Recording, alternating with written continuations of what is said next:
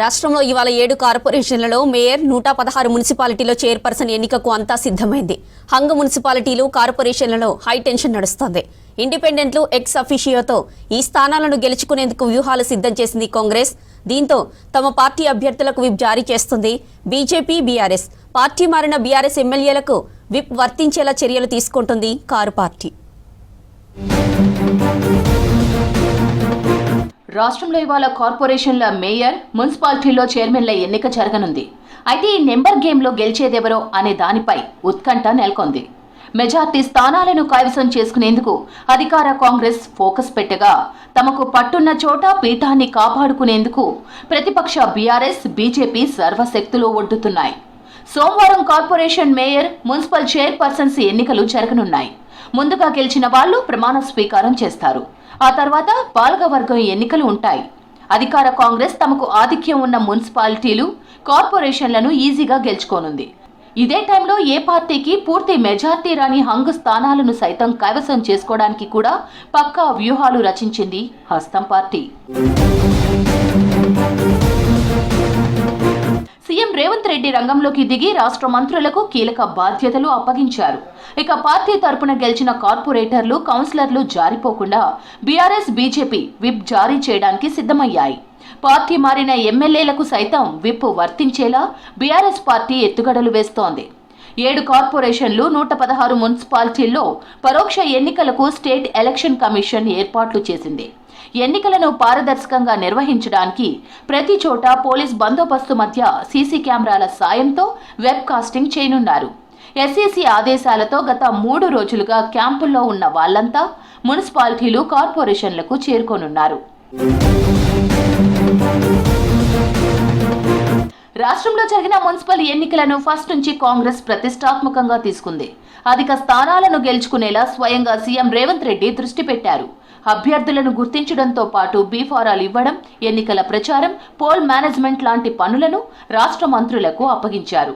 ఒక్కో పార్లమెంటు స్థానంలో ఉన్న మున్సిపాలిటీలు, కార్పొరేషన్లను గెలిపించుకునే బాధ్యతలను ఒక్కో మంత్రికి అప్పచెప్పారు.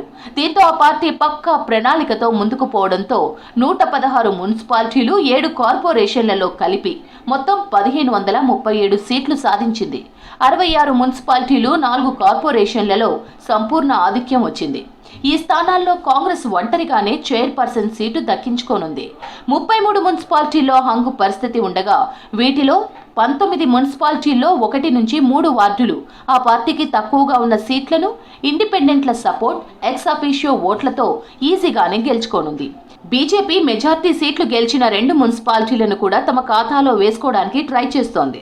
ఇక హంగ్ ఏర్పడిన కరీంనగర్, నిజామాబాద్, కొత్తగూడెం కార్పొరేషన్ల మేయర్ సీట్లను కైవసం చేసుకోవడానికి ఇతర పార్టీల మద్దతు తీసుకుంటోంది. కరీంనగర్, నిజామాబాద్ కార్పొరేషన్లలో మెజార్టీ సీట్లు గెలుచుకొని మేయర్ సీటుపై కన్నేసింది బీజేపీ. అయితే ఇక్కడ కాంగ్రెస్ గేమ్ ప్లాన్ స్టార్ట్ చేయడంతో గెలిచిన అభ్యర్థులను కాపాడుకోవడం, మెజార్టీ ఉన్న చోట్ల మేయర్, చైర్పర్సన్ సీట్లను గెలవడం ఆ 2 పార్టీలకు ఛాలెంజ్గా మారింది. సీఎం రేవంత్ ఆదేశాలతో స్వయంగా మంత్రులు, ఎమ్మెల్యేలు రంగంలోకి దిగి బీఆర్ఎస్, బీజేపీ నుంచి గెలిచిన అభ్యర్థులను, ఆ పార్టీ రెబల్స్ ను కూడా తమ వైపు తిప్పుకోవడానికి ప్రయత్నిస్తున్నారు. ఎక్స్ అఫీషియో ఓట్లను సైతం చాలా పకడ్బందీగా ఉపయోగిస్తున్నారు.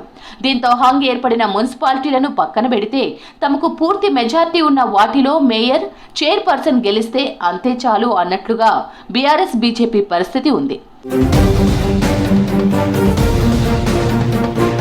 పార్టీ గుర్తులపై గెలిచిన కౌన్సిలర్లు, కార్పొరేటర్లు పరోక్ష ఎన్నికల్లో ఇతర పార్టీ అభ్యర్థులు, ఇండిపెండెంట్లకు ఓటేయకుండా విప్ జారీ చేయడానికి బీఆర్ఎస్, బీజేపీ సిద్ధమయ్యాయి.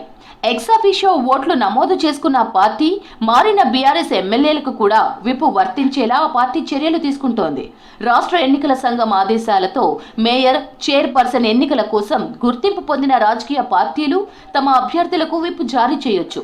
చేతులెత్తే పద్ధతిలో జరిగే ఈ ఎన్నికల్లో విప్ ఆదేశాలు పాటించడం ఆయా పార్టీల సభ్యులకు తప్పనిసరి. విప్ ఆదేశాలను ఉల్లంఘించి వేరొకరికి ఓటు వేసినా లేదా ఓటింగ్కు దూరంగా ఉన్నా వారు తమ సభ్యత్వాన్ని కోల్పోతారు. బీఆర్ఎస్ విప్ జారీ చేస్తే పార్టీ మారిన ఎమ్మెల్యేలు, ఎక్స్ అఫీషియో సభ్యులుగా పాల్గొన్నట్లయితే ఆ పార్టీ అభ్యర్థికి ఓటేయాల్సి వస్తుంది. పార్టీ ఆదేశాలు ధిక్కరిస్తే చట్టపరంగా ఆధారాలతో సహా దొరికిపోతారని బీఆర్ఎస్ అధిష్టానం భావిస్తోంది. రాష్ట్రంలో గెలిచిన కౌన్సిలర్లు, కార్పొరేటర్లు తమ మున్సిపాలిటీ, కార్పొరేషన్ పరిధిలో జరిగే ప్రత్యేక సమావేశానికి హాజరు కావాలి. ఉదయం 11 గంటలకు ముందుగా గెలిచిన అభ్యర్థులతో ఆఫీసర్లు ప్రమాణ స్వీకారం చేయిస్తారు. ఆ తర్వాత పరోక్ష పద్ధతిలో పాలక వర్గాల నియామకం, ఎన్నికలు నిర్వహిస్తారు. రాష్ట్ర మున్సిపల్ శాఖ ఇప్పటికే 7 కార్పొరేషన్లు, 116 మున్సిపాలిటీలు, మేయర్, చైర్పర్సన్లకు సంబంధించిన రిజర్వేషన్లను ప్రకటించింది.